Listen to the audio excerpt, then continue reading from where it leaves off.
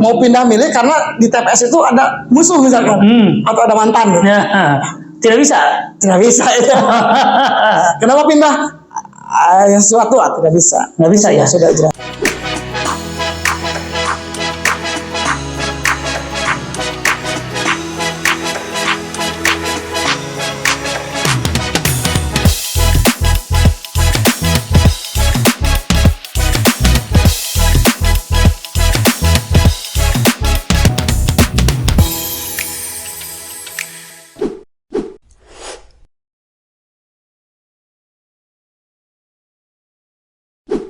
Assalamualaikum warahmatullahi wabarakatuh. Sahabat, bertemu lagi bersama saya Dedang Sugiarto di Jejak Cibatu edisi podcast. Pada podcast kali ini kita kedatangan narasumber.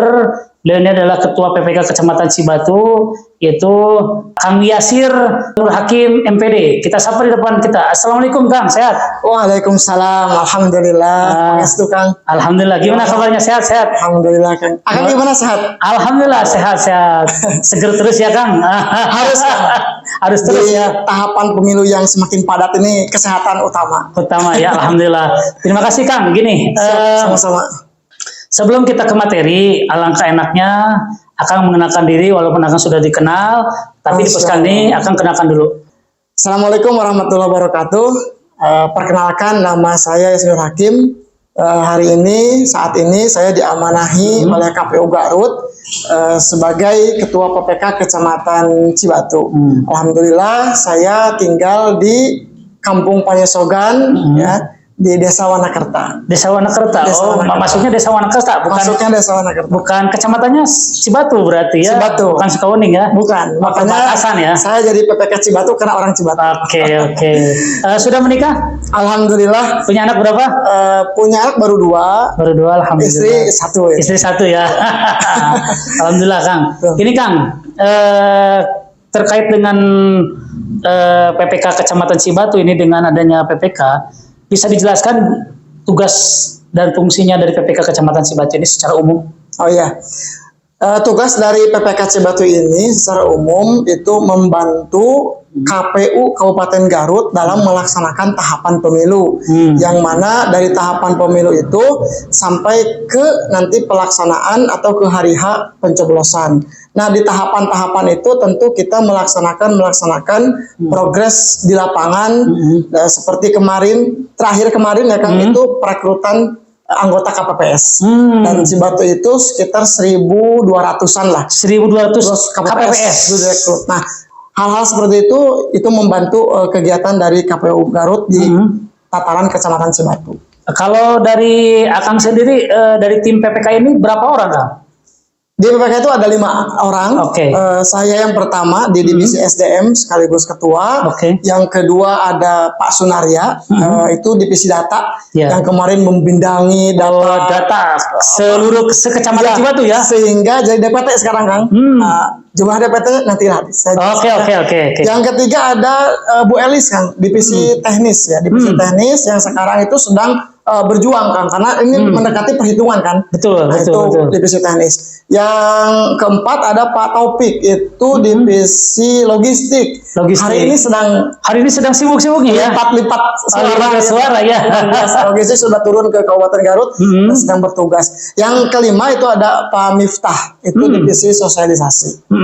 Jadi secara gamblang, secara implisit nih kan, tadi kan udah diterangkannya tentang tugas dari PPK ini adalah membantu KPU. Selain daripada itu, secara implisitnya apa nih Kang? Di lapangannya seperti apa Kang? Dari program yang dari KPU sendiri. Yang pertama, yang paling pertama itu ada petugas Pantarli dulu Kang. Pantarli itu mendata, mencoklit calon-calon pemilih yang sudah memenuhi hak pilih, yang nanti terus dikembangkan sampai perkembangan dan akhirnya di DPT. Nah, itu kan intinya DPT. Nah, DPT itu kan nanti berkembang. Itu untuk memenuhi logistik, kemudian memenuhi TPS. Nah, seperti itu kita mengatur jumlah TPS. Kalau di Cibatu sendiri keseluruhan berapa TPS Kang? TPS-nya kalau tahun ini itu 216 TPS. 216 TPS. Kalau sebelumnya? Tahun sebelumnya? 210. Berarti nambah ya? Nambah 6 TPS. Yang ini menandakan bahwa jumlah pemilih juga bertambah. Bertambah. Apakah saya dengar juga sekarang TPS-nya katanya per RT? Benar nggak? Untuk TPS itu dilihat geografisnya, tapi tetap diutamakan adalah per RW kan. Per RW. Per RW, meskipun Bukan juga per RT. bukan per RT. Jadi per RW, RW kalau misalkan ada lebih dari 300 itu bisa dibagi 2 TPS. Oh, Satu berarti RW. kalau lebih dari pemilihnya 300, Ya. itu harus dipecah menjadi 2 TPS. 2 TPS, betul. Terus sekarang dari TPS semua yang terkumpul nih dari semua TPS, adakah kendala-kendala di lapangan tentang TPS? Tentang TPS itu yang hari ini yang sedang diantisipasi adalah cuaca. Oh, cuaca. Ya, betul. Jadi kita juga atas instruksi dari KPU Kabupaten Garut, ini nanti ya untuk TPS itu harus di tempat yang tertutup. Karena kemungkinan di 14 Februari nanti musim hujan sedang besar-besarnya gitu. Jadi sudah diantisipasi berarti ya untuk nanti untuk di tanggal 14 itu diusahakan untuk TPS-nya di ruang tertutup. Di ruang tertutup seperti di sekolah-sekolah, ya kan, seperti di madrasah. Nah, kita memaksimalkan itulah. Kalau di Kecamatan Cibatu, desa mana yang paling banyak TPS-nya? TPS itu di Desa Cibunar. Itu berapa TPS? 26 TPS. Kalau tidak salah 26. Kalau yang paling sedikit di mana? Karya Mukti. Itu berapa TPS? Berapa ya? Enggak sampai itu.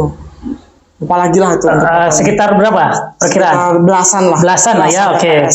Berarti yang terbanyak itu Cibunar ya? Cibunar itu paling banyak. Oke.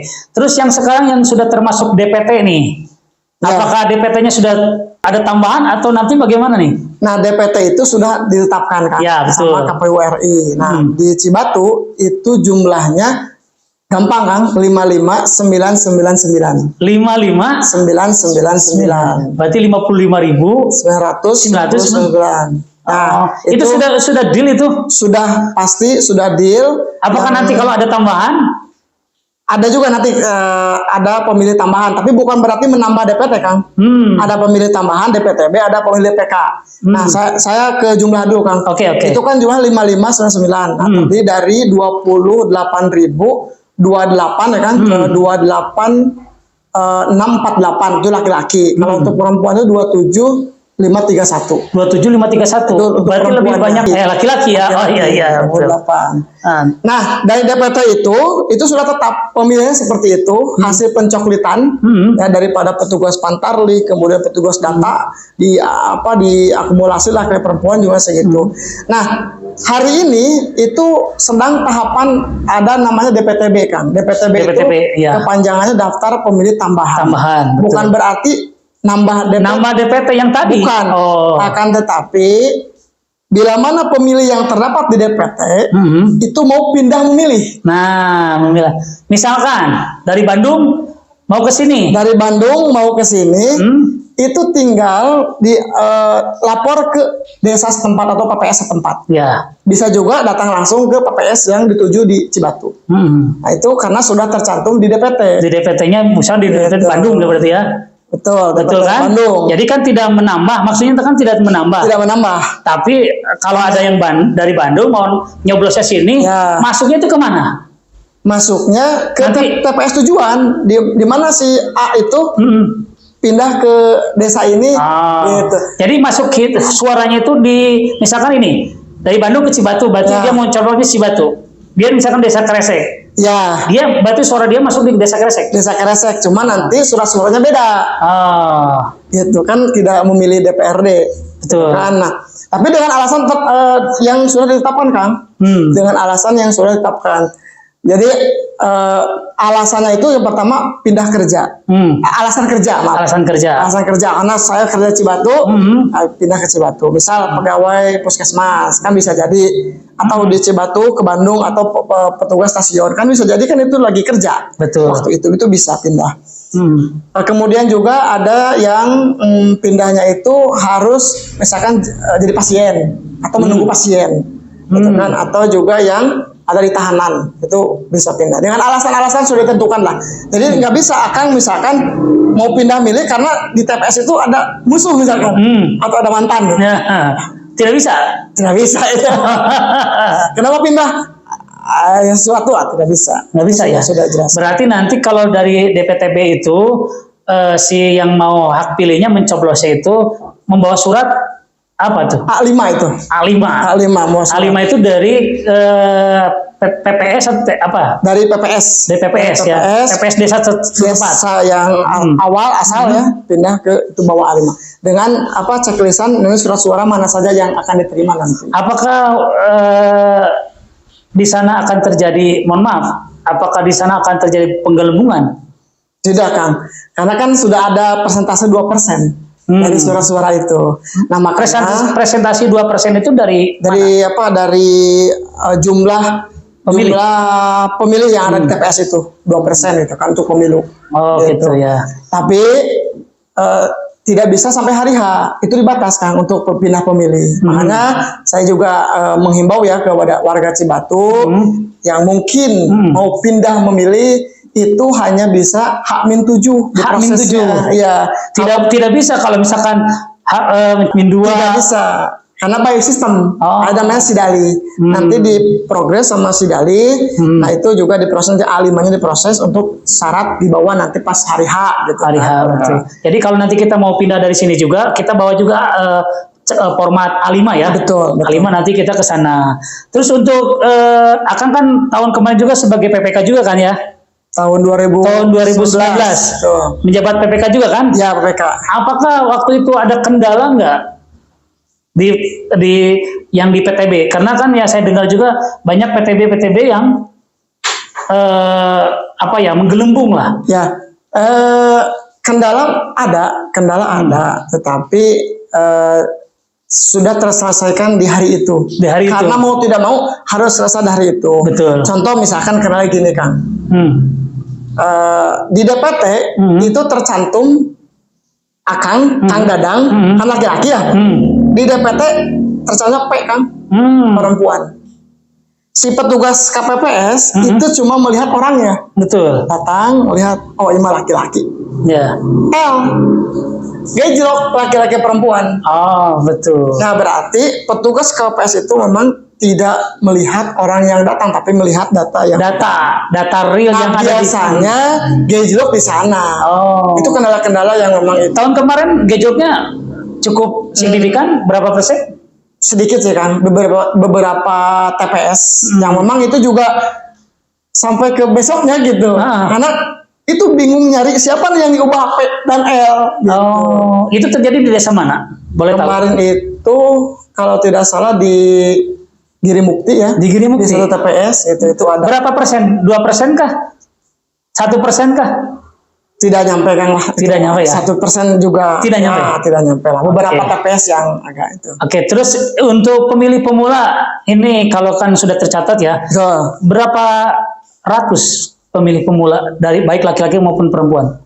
Pemilih pemula itu jumlahnya ya sekitar ke 1000-an ya. 1000-an. Cukup lumayan juga ya. Cibatu ya. Nah, pemilih pemula itu kan masuk DPT ya kan. Kemarin kan tercoklit. Adapun juga yang selain DPTB kan ada namanya DPK. Daftar pemilih khusus. Daftar pemilih khusus. Nah, daftar pemilih khusus itu orang yang sudah punya hak pilih tapi tidak masuk DPT. Nah, itu gimana? Nah, itu juga sama prosesnya H-7. Biasanya kalau terjadi, misalkan terjadinya di H-4 atau H-2. Nah, itu bisa proses nggak? Itu proses untuk by sistemnya itu sudah tutup. Karena kenapa? Karena jatahnya kan sudah bisa jadi sudah penuh oleh DPTB. Oh. Gitu oleh tadi pindahan. Betul. Itu kan yang DPK itu hanya bisa memilih di TPS sesuai KTP-nya. Gitu. Apakah nanti syaratnya cuma KTP aja? Betul. Apakah nanti misalkan terjadi begini, Kang? Dia sudah dapatkan kertas yang harus dibawa kan? Surat undangan. Surat undangan ya. Nah, misalkan saat itu dia tercatat, tapi pas begitu ke sana dia tidak tercatat di DPT itu. Tidak mungkin kan? Tidak mungkin. Tidak mungkin. Kalau yang tidak tercatat DPTB tidak akan dapat surat undangan. Oh gitu. Tapi terjadi nggak tahun-tahun kemarin? Tidak ada. Tidak ada. Tidak ada. Semua yang ada DPT dapat undangan dan yang tidak terakomodir DPT itu bisa ke hari H memilihnya jam 12 sampai jam 1. Itu bawa KTP saja. Oh begitu ya, berarti sudah sesuai berarti ya semuanya. Sudah sesuai. Ya, Oke. Terus mengenai logistik nih, ya. logistik itu dari KPU sendiri berapa lama? Kalau untuk tahun ini Ya. tahun ini itu ada kabar H-3 itu sudah di standby di kecamatan Di masing-masing. kecamatan masing-masing berarti ya. Standby ya. Terus untuk lipat suara, Ya, itu juga hari ini kan sedang lipat suara kan? sedang lipat suara, sortir lah. Kalau lagi sortir, oh Ya. berarti ada kendala nggak di sana? Nah, kalau saya sendiri kan tidak membidangi itu ya, tapi secara itu kan baru 2 hari ya Kang. Baru 2 hari. Nah, laporan dari rekan saya memang itu tidak ada kendala. Tidak ada kendala ya? Belum, mudah-mudahan tidak ada kendala ya. Ya, karena kan di sana juga ada petugas profesional. Kabupaten Garut juga kan tadi rilis itu kan. Betul. Sekitar 2.000 orang kan petugas lipatnya itu di masing-masing PPK itu hanya jadi koordinator saja untuk bisa memastikan surat suara itu baik gitu ya. Apa yang diinginkan Akang dari sekarang itu? Ya, tentunya di Kecamatan Cibatu ya Kang, itu berjalan aman, lancar, sukses ya kan. Nah, kemudian juga mudah-mudahan sesuai target ya. Pemilih itu datang ke TPS berbondong-bondong. Kita targetnya 80% Kang. Berarti kalau 55.000 itu sekitar 44 ribuan lah ya. 44.000 berarti ya. Untuk datang ke TPS gitu. Betul. Makanya ya saya juga mengajak ya Kang kalian ke warga Cibatu ya. Cibatu, Ini semua ya. masuk Akang juga Ya, di insya media Allah. ya kan. Ya ajak yuk saudaranya, anaknya ya yang sudah hak pilih. Jangan lewatkan momentum ini. Jangan golput ya. Intinya. Jangan golput gitu ya. Jangan tidak datang ke TPS gitu. Nah, kami mengajak datang aja yuk ke TPS gitu ya. Ayo ke TPS. Di 14 Februari 2024. Oke, Kang, terkait dengan PPK nih, sinergikah dengan Panwas? Kalau dengan Panwas itu kita kan sebetulnya beda tugas fungsi dan pokok fungsi ya. Tapi memang di lapangan kita selalu koordinasi. Ya, artinya setiap tahapan yang kita lakukan itu Panwas pasti mengetahui apa yang Panwas mengetahui. Jadi setiap apa yang dilakukan oleh PPK Kecamatan Cibatu, Iya. Panwas selalu tahu. Panwas selalu tahu. Harusnya nanti dihadirkan Panwas ya. Boleh kan nanti Panwas aja. Apakah kerja PPK itu sesuai tahapan atau tidak? Dan mudah-mudahan nanti Panwas Kecamatan Cibatu bisa hadir di podcast ya. Ya harus itu kan. Soalnya Panwas ya. Ya, nanti kan kita compare antara ini kerjanya PPK sudah sesuai belum? Apalagi sekarang kalau Sundanya lagi ngaheutkeun gitu kan.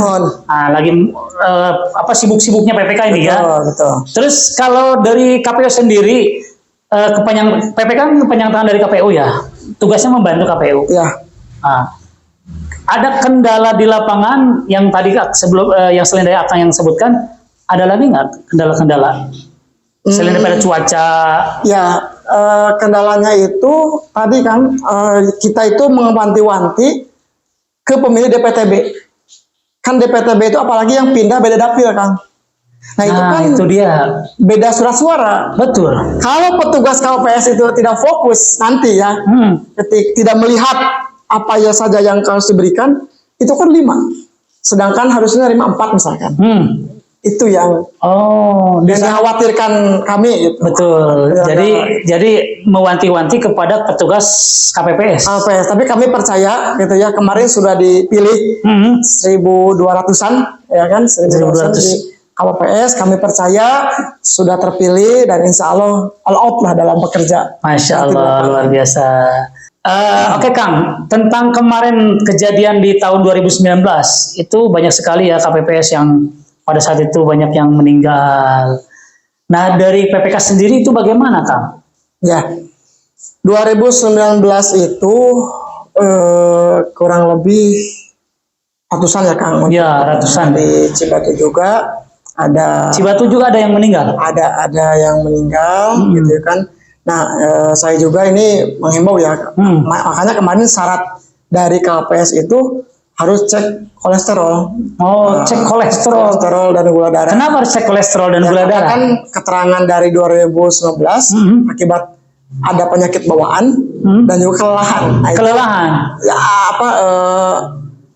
kelelahan dan juga penyakit bawaan. Makanya saya juga menghimbau ya untuk petugas KPPS dan semua penyelenggara atau dari Kecamatan Cibatu khususnya itu selalu menjaga kesehatan dari sekarang. Menjaga kesehatan. Kalau saya kan ke anggota ya kan haram haram. Harus sehat berarti ya. Harus Itu sehat. mah dalam tanda kutip ya kan. Ya oke, itu mah Supaya- demi apa semangat lah. Semangat lah supaya kita juga ya kalau musim hujan ini kan air hangat kayak gini kan. Betul. Silakan. Terus kalau kemarin ketua KPPS kebanyakan di usia berapa, Kang? Maksudnya rentang usianya tuh kalau di Cibatu. Ya, untuk usia itu kan di PKPU sudah dibatasi ya 55 tahun untuk maksimal. Akan tetapi kalau memang keadaannya tidak ada yang 55, maka itu dilakukan penunjukan. Atau misalkan ada yang daftar 60, ternyata di KPS itu tidak daftar lagi. Ya, apa boleh buat. Yang 60 Gitu kan. Tetapi tetap harus menandatangani surat pernyataan kesiapan. sekarang yang jadi KPPS-nya ini di usia berapa rata-rata, Kang? 50 muda ya kan. Sekarang kalau dirata-ratakan itu 40-an lah. 40 rata-rata. Ya. Rata-rata 40 tahun ya. 40 tahunan lah. Luar biasa. Berarti ini harus sigap ya. Nih Kang, pertanyaan terakhir nih Kang. Kalau dari KPU sendiri menugaskan ke PPK, ini kan nanti surat suara dari TPS, terus kemudian digiring ke PPS, dari PPS nanti digiring ke PPK. Dari rentetan itu, mana yang paling rentang? Rentang dalam hal tanda kutip juga ya. Ya, yang paling dikhawatirkan yang pertama itu kerusakan logistik ya. Karena juga kan kita tidak juga bisa memastikan 100%. Mungkin dari KPU bawa ke truk, ya kan? Di truknya misalkan ada sesuatu yang bisa merusak kotak misalkan. Itu kotak suaranya dari bahannya tetap dari kardus. Itu apa namanya ya? Bukan kardus. Duplek ya. Bukan duplek. kardus kayak bungkus mie bukan. Duplek jadi agak kuat, tetapi tetap kalau terkena air yang banyak kan juga sangat khawatir gitu. Berarti tetap sama dengan tahun-tahun sebelumnya 2019. Sama Bahan sama, terus juga pakai gembok atau pakai apa? Nanti saya menunggu keterangan dulu dari rekan saya nanti untuk apakah gembok, apakah seperti apa. Saya juga belum ngecek begitu dalam ya karena logistik kan baru juga turun ya. Baru turun. Yang rentangnya tadi teruskan kan? Ya. Kerawanannya dari kerusakan ya Kang. Kerusakan tadi dari truk, mungkin juga turun ke PPS-nya ke gudang kita itu juga macam-macam lah, mungkin ada yang dilempar. Tapi mudah-mudahan kita antisipasi sekuat tenaga gitu kan supaya benar-benar tertib dalam menyusun surat suara itu. Kemarin kan ada informasi ada surat suara yang sudah dicoblos yang ke luar negeri. Itu menurut Akang gimana? Tanggapan Akang dari PPK Kecamatan Cibatu? Ya kita